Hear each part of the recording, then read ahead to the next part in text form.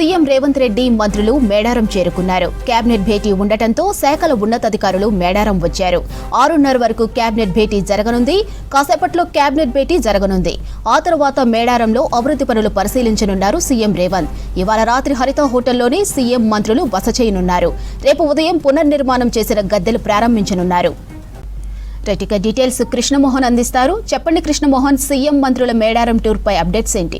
మాధురి, ప్రస్తుతం మేడారంలో ముఖ్యమంత్రి రేవంత్ రెడ్డి తర్వాత మంత్రివర్గం అంతా కూడా పర్యటన కొనసాగుతుంది. కొద్దిసేపటి క్రితమే ముఖ్యమంత్రి మేడారం చేరుకున్నారు. ఆయనకు గౌరవవందనం స్వీకరించిన తర్వాత ఆదివాసీ సంప్రదాయాలతోటి కూడా ముఖ్యమంత్రికి స్వాగతం పలికారు. అక్కడి నుంచి కూడా పోలీస్ కమాండ్ కంట్రోల్ రూమ్కు వెళ్ళారు. అక్కడ తొలిసారిగా ఏఐ టెక్నాలజీ తోటి సెక్యూరిటీ వింగ్ మొత్తం కూడా ఏర్పాట్లు చేసింది.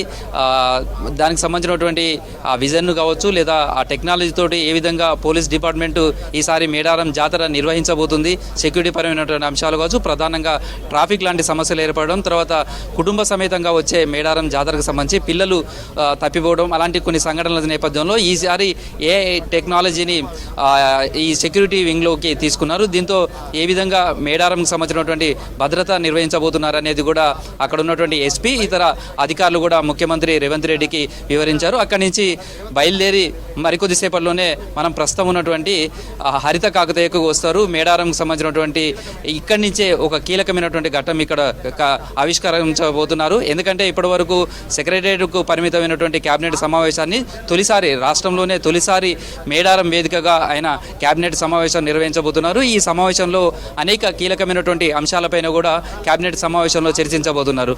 చాలా మందిలో ఇదే ఆసక్తి ఉంది. కేబినెట్కు సంబంధించినటువంటి సమావేశం ఏ విధంగా జరగబోతుంది, ఎలాంటి నిర్ణయాలు వెలువడబోతున్నాయి, కేబినెట్లో ఎలాంటి అంశాలు చర్చకు రాబోతున్నాయి అనే దానికి సంబంధించి కూడా అందరిలో కూడా ఆసక్తి ఉంది. ప్రస్తుతం కేబినెట్ సమావేశానికి సంబంధించి మంత్రులంతా కూడా ఇప్పటికే మేడారంకు చేరుకున్నారు. మరికొద్దిసేపట్లోనే కేబినెట్ సమావేశం ప్రారంభం కానున్నది. ఇవాళ ఇక్కడ కేబినెట్ సమావేశం తర్వాత కూడా మీడియా సమావేశంలో కూడా ముఖ్యమంత్రి ఇతర మంత్రులు కూడా మాట్లాడుతున్నారు.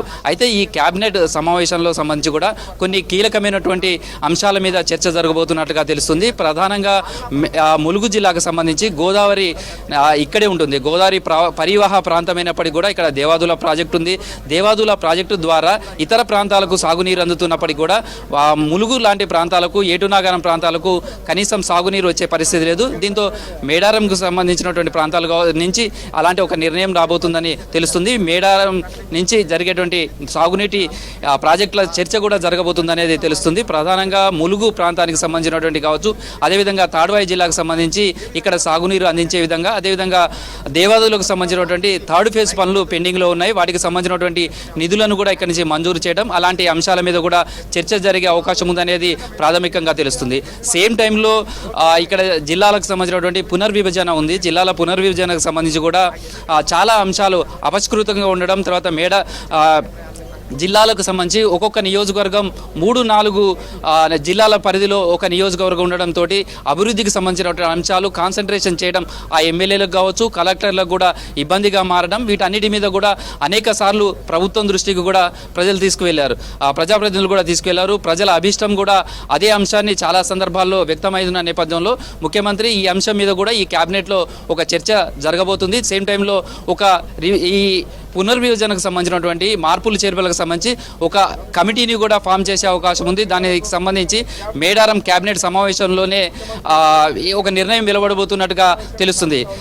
అదేవిధంగా సాధారణంగా కూడా ఏజెన్సీ ప్రాంతం ఇదంతా కూడా ఒక కుగ్రామం మేడారం అంతా కూడా మేడారం సంబంధించినటువంటి ఏజెన్సీ ప్రాంతంలో ఈ కేబినెట్ సమావేశం జరుగుతుంది. ఈ కేబినెట్ సమావేశం ద్వారా ఏజెన్సీ ప్రాంత డెవలప్మెంట్ కావచ్చు, లేదా ఇక్కడ ఉన్నటువంటి ఆదివాసీ గిరిజనులకు సంబంధించినటువంటి అభివృద్ధి, అలాంటి సంక్షేమాలకు సంబంధించినటువంటి అంశం మీద కూడా ఈసారి కేబినెట్లో చర్చ జరగబోతున్నట్టుగా తెలుస్తుంది. ఎందుకంటే గతంలో ఎన్టీఆర్ ముఖ్యమంత్రి ఉన్న సమయంలో ఉట్నూరులో కేబినెట్ సమావేశం సెక్రటరేట్ అవతల జరిగింది. ఆ తర్వాత తొలిసారిగా మళ్ళీ తెలంగాణ రాష్ట్రంలో జరుగుతుంది. ఆ సమయంలో కూడా జిల్లా హెడ్ క్వార్టర్లో ఉన్నటువంటి ఐటీడీఏలన్నీ కూడా ఏటునాగారం కావచ్చు, భద్రాచలం, ఉట్నూరు అలాంటి ప్రాంతాలకు ఏర్పాటు చేశారు. గిరిజనులకు సంబంధించినటువంటి, ఆదివాసీలకు సంబంధించినటువంటి అనేక సమస్యల పరిష్కారం కూడా అప్పుడు చర్చ జరిగింది, అవకాశం జరిగింది. సేమ్ టైంలో ఇప్పుడు మేడారం సంబంధించినటువంటి జరుగుతున్నటువంటి దాంట్లో కూడా జరుగుతున్నటువంటి కేబినెట్ సమావేశంలో కూడా అలాంటి చర్చ జరిగే అవకాశం ఉందనేది చెప్తున్నారు. సేమ్ టైంలో మున్సిపల్ ఎన్నికలకు సంబంధించినటువంటి దానికి కూడా ఒక చర్చ జరగబోతుంది. దానికి సంబంధించినటువంటి ఒక తీర్మానం కూడా వెలువడే అవకాశం ఉన్నది చెప్తున్నారు. ఇట్లా చాలా కీలకమైనటువంటి అంశాలన్నీ మీద కూడా ఈసారి కేబినెట్ చర్చ జరగబోతుంది. ఈ కేబినెట్ ఏ విధంగా ఉండబోతుంది అనే ఆసక్తికరమైనటువంటి ఆందోళన ఉంది. మరికొద్దిసేపట్లోనే ముఖ్యమంత్రి రేవంత్ రెడ్డితో పాటు ఇక్కడికి రాబోతున్నారు. ఇప్పటికే కొంతమంది మంత్రులంతా కూడా కేబినెట్ సమావేశం జరుగుతున్నటువంటి దగ్గరికి చేరుకున్నారు.